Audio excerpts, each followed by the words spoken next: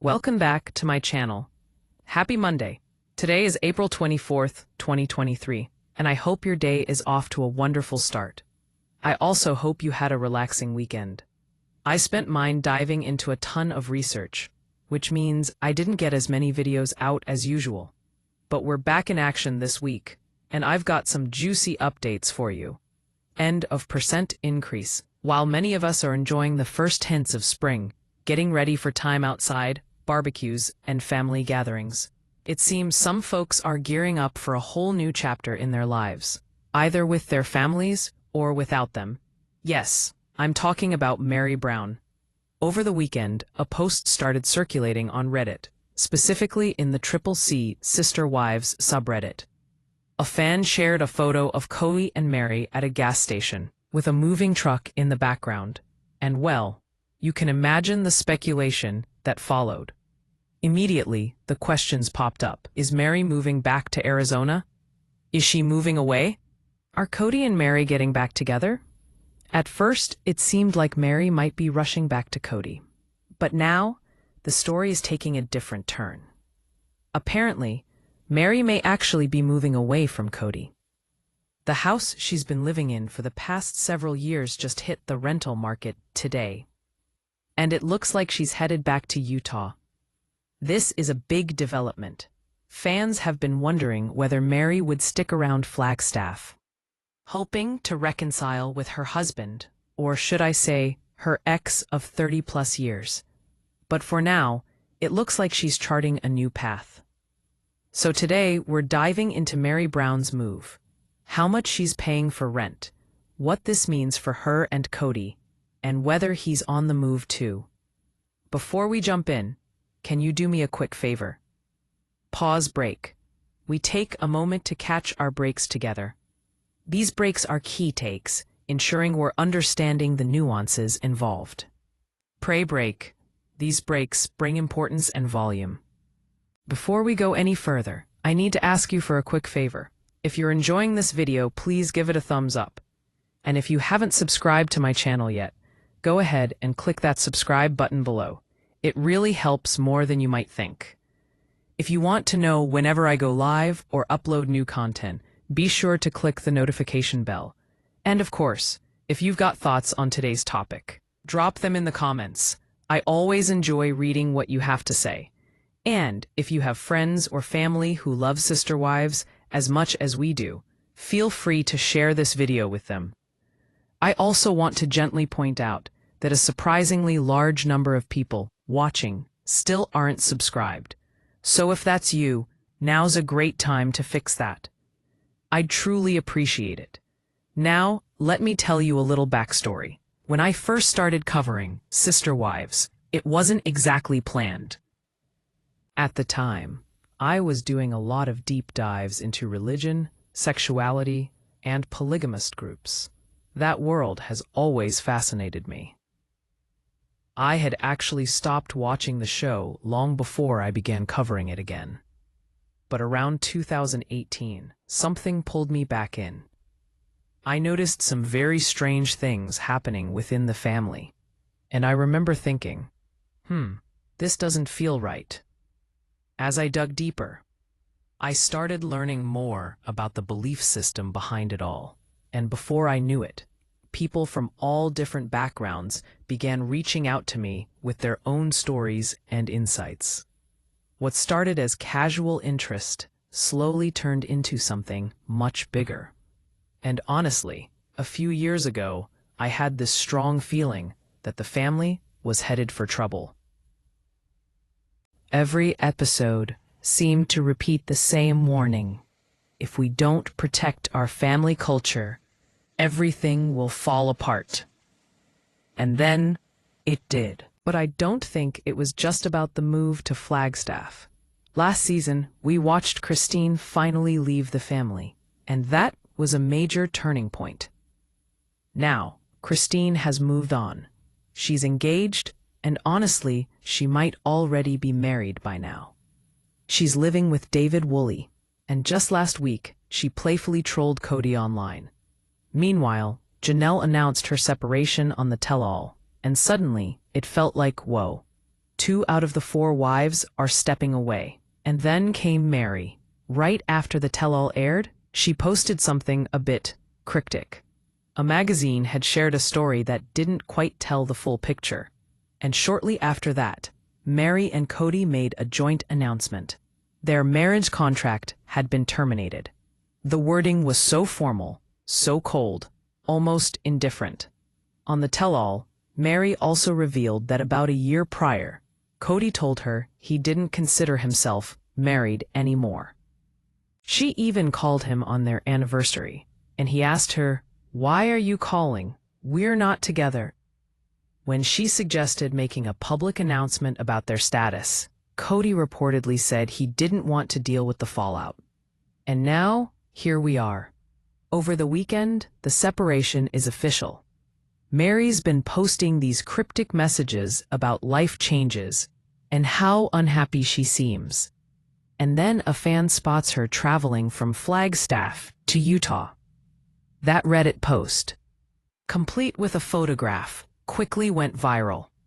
The fan said, "I live right in the middle of Flagstaff and Utah, and the shortest route is through my town. My husband just sent me a selfie of him at work with Cody and Mary. It looked like it was just the 2 of them in a moving truck heading toward Utah. Unfortunately, that's the only info we've got for now, but it's enough to spark all kinds of speculation." I can't help but wonder if. So, are they moving some of their things to a B&B? Or maybe this is finally the start of Mary officially moving. A fan who spotted them added a little edit later. Apparently, there were a couple of people with them, but her husband didn't know if they were family or crew members. She even posted a photo, but then quickly took it down because she didn't feel comfortable. But by that point, of course, the photo had gone viral. Everyone had already shared it everywhere. They were spotted at a gas station, right in the middle between Flagstaff and Utah, which is kind of a natural stopping point on that route.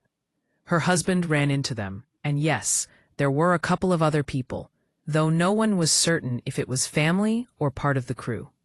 Naturally, that led to all sorts of speculation.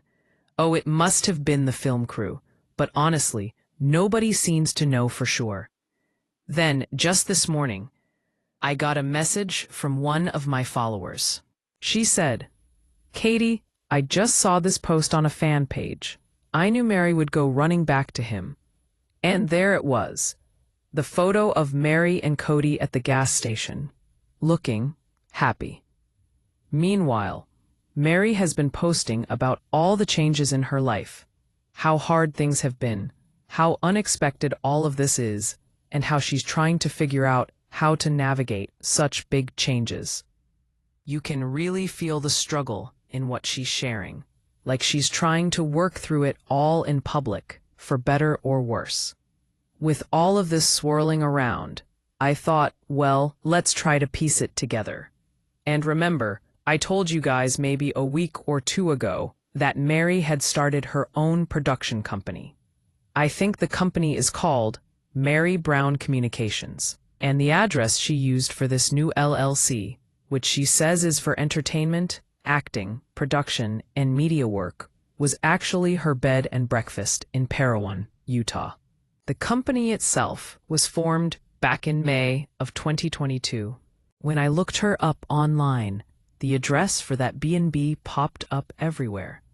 So at that point I thought, maybe she's really starting to transition and move her things from Flagstaff up to Utah. Of course, we also know that her mother, Bonnie, had passed away. Bonnie had been running the B&B for Mary for a few years after she bought it. And then, tragically, she passed unexpectedly. After that, Mary's friend Jen stepped in to help run the place temporarily. Mary herself stayed in Flagstaff. When she originally bought the B&B, she'd said she never planned to move to Parowan, despite the family's hints that she might. I mean, why buy a property out of state if you don't intend to use it, right? But now, it seems that's exactly where she's headed, especially since the house she was renting in Flagstaff is now on the market. I actually Googled her Flagstaff rental, and sure enough, it hit the market this morning. The current asking rent is around $5,800. Now, a quick note here. When Mary signed her rental agreement, I believe the landlord was originally looking for a 2-year lease, and the rent was definitely lower back then, somewhere around $4,500 to $4,800. So yes, it's gone up a bit since she first moved in. I remember Mary mentioning that the rent on this new place was only a little more than what she had been paying at her previous house. I also recall Cody being kind of annoyed about it. Like, why does she need such a big house? And why is the rent so high? But here's the thing about Flagstaff. If you've ever looked at their rental market, you know it's tough. There's very little available, and when something does pop up, it gets snatched up almost immediately. So it's not unusual at all for rent prices to climb really high. Even apartments can be surprisingly expensive. Just last week, I was looking and found a 1,500 square foot house for rent, and it was listed at $4,000 a month. So when Mary's Flagstaff house hit the market with an asking rent of $5,800, people were like, wow, no wonder she was paying that much. And technically, she wasn't paying that much, but yes, it's still a hefty price, especially considering you could buy a house for less. The tricky part is that buying in Flagstaff is also challenging because property prices are through the roof. It's a hot market. Renting is tough. Buying is tough. It's just a sought-after area. That said, the house is officially on the market. It went live about 20 hours ago, and the listing describes it as an unfurnished Flagstaff in-town property. 4 beautiful acres of old-growth ponderosa pines. Directly across from the Colton House, close to downtown. Peaceful, natural forest setting with easy trail access right from the door.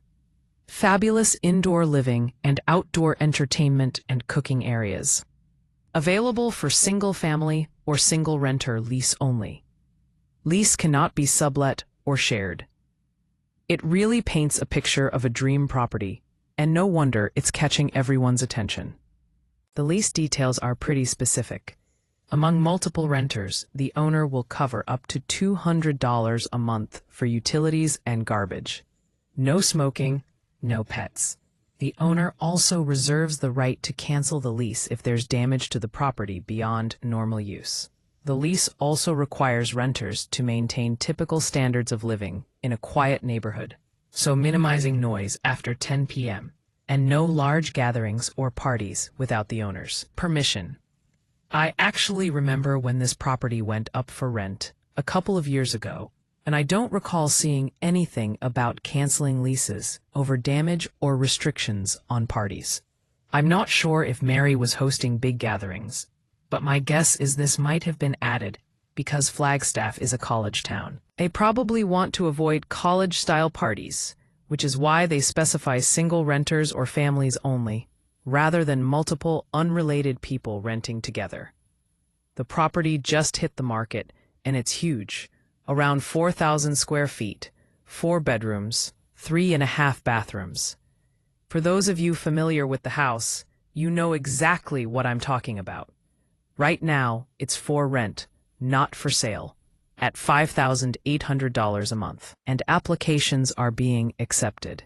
If you want to tour the house Mary lived in, you can now. When Mary was there, the house came partially furnished, but now it's completely empty, so anyone renting would have to move in all their own things. The rental market right now is pretty wild. Honestly, it's hard for me too.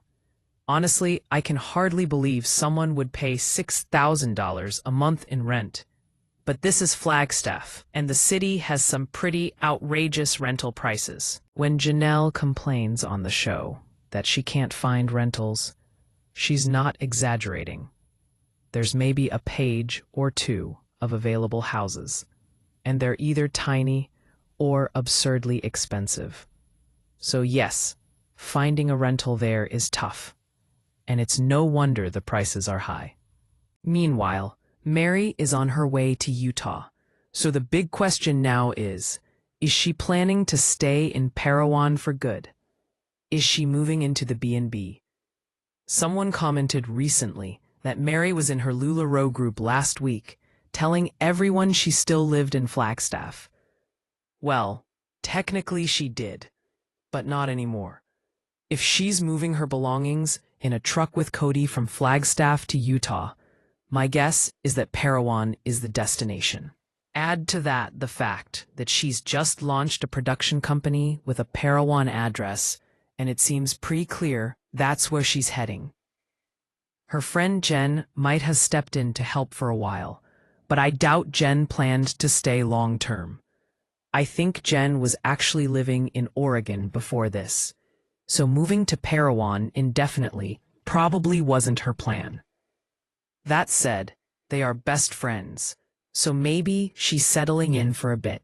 But ultimately, the responsibility for the B&B falls on Mary. If she's just owning it and having everyone else run it, it wouldn't. It actually makes a lot more sense now that Mary is single. She can go where her business is, where her life is, and really focus on what she wants to do. This also pretty much puts an end to all the rumors about Cody trying to woo her back. If she's not living in Flagstaff, he can't exactly call her up and say, "Mary, can you come over? I want to get back together." Of course, some fans still don't believe it's really over. They think if Cody came calling, Mary would run straight back to him. And I don't totally disagree. But it does seem like she's taken real steps, made real changes, and the posts she's been sharing lately, the somber, reflective messages, are just her processing everything. She's sad, sure, that her life is changing, that she's leaving Flagstaff, but she's closing a chapter. Now, the family is in a different place. 2 wives are out of Flagstaff, and 2 remain. Here's the ironic part. When Christine wanted to move to Utah, Mary was adamant. She said she would never move back. And yet, as soon as Christine leaves and Cody ends things with Mary, she's back in Utah. Only now, she's not a polygamist wife anymore, so she doesn't have to worry about that whole lifestyle or any legal complications. So, are you surprised to hear that Mary Brown has officially moved out of Flagstaff and is back in Utah? So now the big question is, with Mary gone, what happens to all the property? Are they going to split it up, put Coyote Pass on the market? Remember, they own quite a bit of land. Mary's parcel is owned outright, co-owned with Janelle and I think Cody. Janelle also has a loan on another parcel with Cody, and then Cody is alone on a parcel with Robin. What's next? Will they sell some of the property? Divide up the assets? Will Cody pay Mary back? Because he does owe her quite a bit of money. Maybe that's part of why he was helping her move. Like, if I give her a hand, maybe she'll forget about the $300,000 I owe her. What do you think about all of this? Share your thoughts in the comments below. Bye, guys.